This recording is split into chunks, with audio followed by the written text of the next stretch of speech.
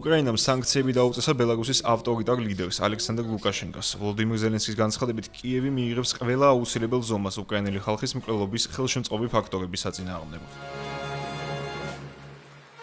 მანვე განმარტა, რომ დამატებითი სანქციები შემოღებულია უკრაინის წინააღმდეგ კრემლის სრულმასშტაბიან ომში ალექსანდრ ლუკაშენკოს სულ უფრო მეტი მონაწილეობის გამო.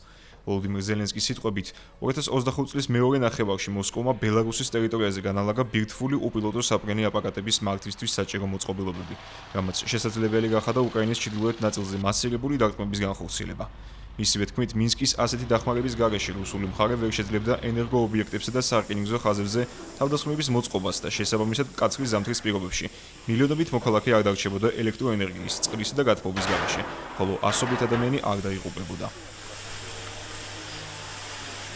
ბელარუსის ოპოზიციის ლიდერმა სვეტლანა ციხანოუსკაიამ განაცხადა, რომ კიევის პოზიცია დროული და პრინციპულია, ხოლო სანქციების დაწესებისთვის ვოლოდიმირ ზელენსკის მადლობა გადაუხადა. ოპოზიციონერი პოლიტიკოსი ალექსანდრ ლუკაშენკოს არალეგიტიმურ პრეზიდენტს უწოდებს და აცხადებს, რომ მოსკოვის მხარდაჭერით მან შეძლო ძალაუფლების მიტაცება და ბელარუსში რეპრესიული პოლიტიკის გატარება.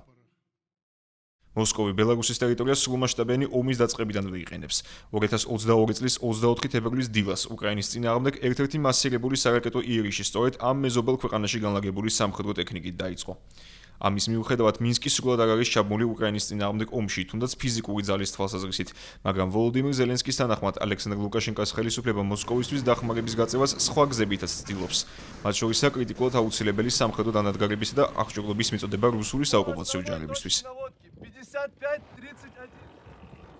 ალექსანდრ ლუკაშენკოს წინააღმდეგ ახალი სანქციების გამოცხადებისას უკრაინის პრეზიდენტმა განაცხადა, რომ ბელარუსის ავტორიტარი ლიდერი დიდი ხანია ცვლის ქვეყნის სუვერენიტეტს პირადი ძალაუფლების გაგრძელების საანცვლოდ.